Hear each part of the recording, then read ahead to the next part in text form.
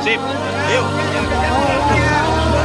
Awal pekan ini bakal calon Presiden Koalisi Perubahan untuk Persatuan Anies Baswedan berkunjung ke Pangandaran, Jawa Barat. Kedatangan Anies diketahui untuk melakukan pengukuhan simpul relawan Anies Baswedan di Parigi, Pangandaran, Jawa Barat.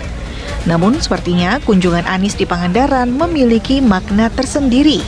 Baca pres koalisi Partai Nasdem, Demokrat, dan PKS ini secara khusus bertandang ke kediaman mantan Menteri Kelautan dan Perikanan Susi Pujiastuti di villa milik Susi di Beach Strip, Pamugaran. Momen keakraban mereka pun dibagikan langsung oleh Anies Baswedan di akun Instagram pribadinya. Tak hanya berbagi cerita, Susi juga menjamu Anies Baswedan dengan sejumlah hidangan yang dimasaknya sendiri.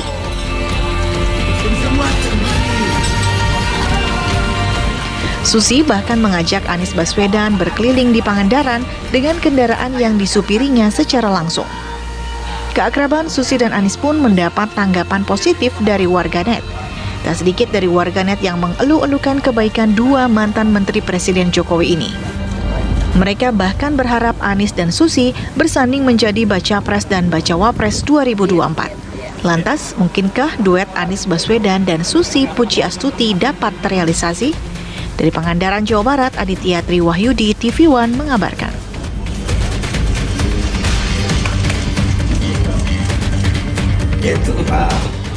Baik, nampaknya ini pertemuan antara dua sahabat lama yang sama-sama pernah menjabat juga dalam kabinet Bapak Jokowi begitu ya. Saat ditanya oleh Pak Anies, apa kabar Bu Susi? Jawabnya baik, tapi sunsetnya gone. Somebody stole the sun.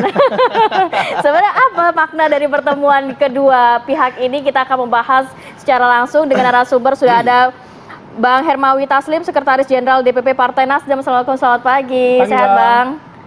Alhamdulillah. Kemudian juga ada Mas Herzaki Mahendra Putra, Kepala Badan Komunikasi Strategis DPP Partai Demokrat. Selamat pagi Mas Herzaki. Selamat pagi, Sehat?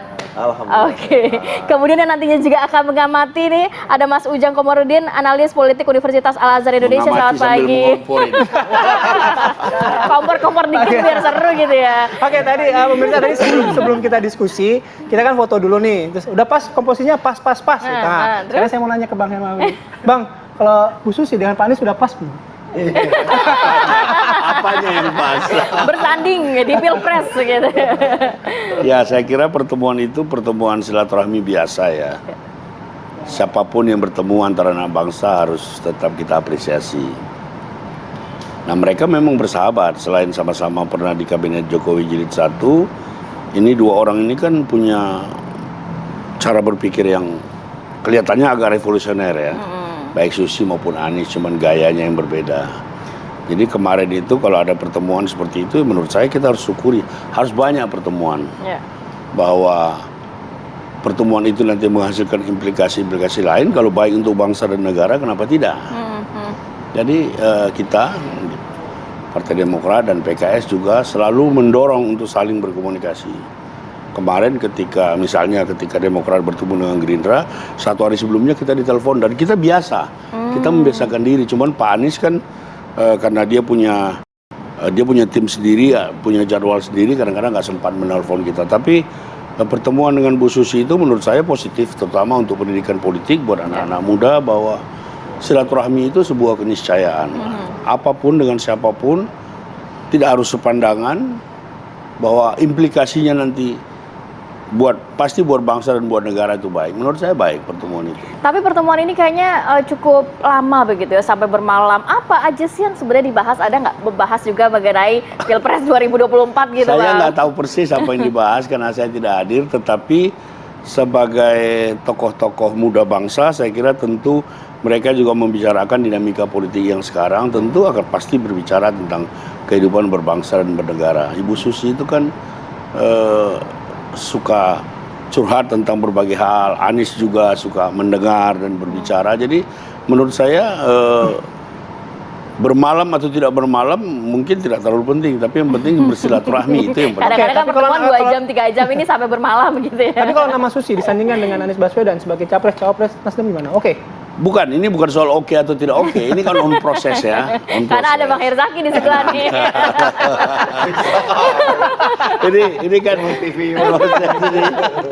Belum lagi kalau Ujang nanti ngomporin bahaya kita, ya kan?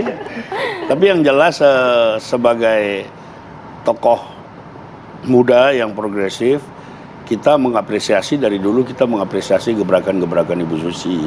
Dia memang salah seorang yang berani ya di kabinet itu, bahkan secara terbuka Menko mengatakan apa gunanya itu bakar kapal dan segala macam, dia nggak peduli. Nah, kita butuh orang-orang yang idealisme kebangsaannya seperti itu untuk menata carun-marun Republik ini. Jadi menurut saya kontribusi orang-orang seperti Susi sangat diperlukan sebagai apapun dia. Bahkan sebagai dunia usaha kita perlu. Responnya positif lah ya, minimal Ya, meskipun positif, tadi oke-nya tidak dijawab. Saya langsung ke Bang Herzaki. Bang, ketika ketemu Pak Anies dengan Bu Susi kemarin ketemu, akhirnya ada yang mengait-ngaitkan gitu ya. Karena selama ini kan publik bacanya Demokrat ini masih mendorong. Mungkin sampai sekarang juga masih mendorong AHY sebagai cawapres. Dan itu sah saja. Oh iya. Udah mulai seru. Iya. Dia mau pecah-pecah aja. Tapi posisinya sekarang Bang, gimana? pasangan siapa nih, Bang? Oke, tapi posisinya gimana? Kan banyak juga akhirnya mengasosiasikannya nanti AHY gimana ya? Susi masuk bursa cawapresnya Anies nih gitu ya. Kalau dari Demokrat ya pertama nih ada dua hal. Pertama itu kalau kaitan dengan pertemuan ini hal yang sangat positif gitu. Karena sebagai seorang baca pres, Mas Anies kan harus merangkul semua. Bagaimanapun nanti ketika insya Allah beliau dipercaya ya, insya Allah oleh rakyat nanti memimpin negeri ini, ya tentu semua kekuatan kan bagaimanapun beliau harus bisa rangkul, bagaimana bisa disinergikan, bagaimana bisa dikolaborasikan. Karena tantangan bangsa ini kan kompleks gitu. Apalagi yang kedua tadi disampaikan oleh Bang Hermanto Taslim juga jelas gitu. Ini memberikan contoh kan, belum tentu sekapa, belum tentu sepandangan, bisa jadi berbeda. Tetapi tetap silaturahmi dan komunikasi harus dijalin gitu. Nah ini dalam konteks pertemuan itu, sehingga kalau dari kami Demokrat ya sangat mengapresiasi setiap pertemuan baca pres Mas Anies ini, bagi kami sangat penting dalam konteks untuk bisa meningkatkan elektabilitasnya salah satu. Yang kedua juga bagaimana bisa memberikan teladan kepada masyarakat gitu. Bagaimana ini baca pres loh, belum menjadi capres, apalagi insya Allah nanti udah menjadi presiden, kan sudah menjadi contoh dan teladan. Saat ini kan publik menanti seperti apa gaya seorang Anies Baswedan ketika akan memimpin negeri ini. Itu akan bisa dilihat selain jejak rekam sebelum ini, juga ketika apa yang akan dia lakukan selama ini menuju ke kemenangan di 2024 nanti gitu. Nah, ini satu hal Bang. Kalau misalnya nanya apa tadi satu lagi? Demokrat gitu ya. Iya. Itu sampai sekarang gimana gitu? Demokrat dikaitkan dengan cawapres ini. Iya, dengan cawapres. Sekarang kan Pak Anies kan jemput apa Haji, nonton voli kemarin bareng kan gitu. Kalau saya kita nih ya melihatnya, kalau misalnya pertemuan dengan Ibu Susi, lalu Bu Susi ini dikaitkan dengan sebagai salah satu cawapres misalnya, kami ini malah senang yang mendengarnya. Berarti apa? Berarti ya minimal Anies banyak. Nah, itu yang mau sama kita nih banyak berarti. Termasuk pendukungnya Bu Susi, kan Bu Susi punya pendukung sendiri lah. Di Twitter juga kita tahu kan ramai sekali kalau Bu Susi nge-tweet tuh baik yang komen dan respon. Nah, sehingga bagaimanapun kita bisa melihat, oh, berarti pendukungnya Bu Susi pun ingin nih Bu Susi gabung bersama kita ya, Bang. Ini penting loh, ini masih melihatnya seluas itu. Tapi sosok dari Bu Susi ini masuk nggak dalam kriteria untuk mendampingi Anies Baswedan dari sisi koalisi perubahan? Kalau dari kami melihatnya silakan Mas Anies aja yang menentukan gitu. Kita sudah tuntas kalau urusan cawapres, nama sudah ada di Mas Anies yang berhak menentukan, Mas Anies lah yang nanti akan mengumumkan. Kalau kita ikut aja lah, kita udah sepakat, kita udah tanda tangan piagam ya Bang ya.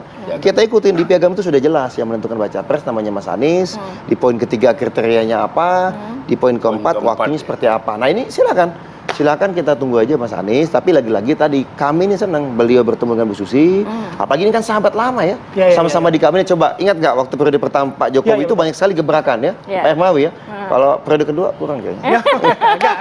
Kamu jangan, saya langsung ke kamu mungkin mereka, Bang Herzaki, Bang Hermawi masih malu begitu ya. Tapi kan gini, dua partai ini juga punya kepentingan untuk mengajukan tokoh jagoannya mereka kan sampai saat ini gitu. Kalau Kang Ujang melihatnya pertemuan kemarin dengan Bu Susi dalam konteks koalisi perubahan gimana?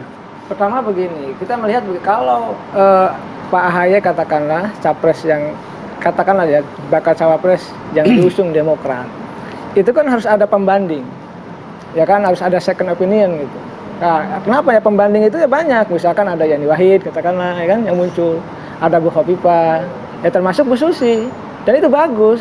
Dalam konteks uji publik nanti kan kelihatan ya kan, misalkan mana dibanding-banding di antara kedua tokoh itu misalkan, atau ketiga tokoh, kalau keempat tokoh dengan Bu Yani Wahid misalkan. Nah, ini kan akan kelihatan, dari publik bisa melihat kualitas, katakanlah dari 4 yang muncul itu. Itu penting, kenapa? Karena cawapres itu bukan hanya sekedar tadi bagaimana dia kader partai, atau ketua umum partai, ataupun misalkan memiliki elektabilitas, ya kan? Tetapi juga penting diuji oleh publik terkait dengan latar belakangnya, prestasinya, jejaknya, itu penting. Jadi kemarin Pak Anies ketemu Bu Susi dalam rangka itu. Yang kedua saya lihat begini, kan ada persyaratan Pak Anies kan, 5+ kan. Yang 5+ itu kan persyaratan 5 yang sudah publis oleh Pak Anies sudah lama itu, dan plusnya terakhir kemarin yaitu tidak berkasus atau tidak masalah dan berani. Nah, kalau kita baca Bu Susi, kan dia memang dianggap, mohon maaf, punya masalah nggak kan gitu. Kalau dia tidak punya masalah, ya oke lah masuk kriteria. Maksudnya misalkan. masalah catatan hukum gitu ya? Ya, lalu pemberani, ya Bu Susi kata Berani. Nah, berani. Nah, kalau kita mengikuti kriteria yang disampaikan Pak Anies 5+ itu ya, 5+1 itu ya masuk kriteria kalau menurut saya. Tetapi catatan saya, di mana misalkan elektabilitasnya tinggi kah, rendah kah, ini penting. Ya. Ukuran pertarungan pilpres itu ya bagaimana mendongkrak elektabilitas. nggak dengan nantinya mungkin bisa disandingkan dengan Anies Baswedan untuk mendongkrak elektabilitas? Hanya harus diuji, Mbak Rati. Karena begini, elektabilitas itu tidak datang dengan sendiri. Butuh proses, butuh tahapan ya kan untuk bisa menggerakkan atau menaikkan elektabilitas dari kandidat itu, termasuk Bu Susi. Ini waktu tidak lama lagi, hanya sekedar 4 bulan kurang lebih pendaftaran di Oktober. Maka ya kalau suka tidak suka, kalau memang Bu Susi berminat, ya harus menaikkan itu. Karena standar ukuran parameter capres-cawapres elektabilitas itu utama. Kemenangan itu ya pasti arahnya elektabilitas, karena itu terkait dengan keterpilihan. Oke, berarti Demokrat bisa bilang ya ke Mas Ahy aja kan popularitas elektabilitas sudah tinggi. Ya oke, kita jeda dulu ya, nanti kita lanjut lagi ya. Sesaat lagi apa kabar lagi.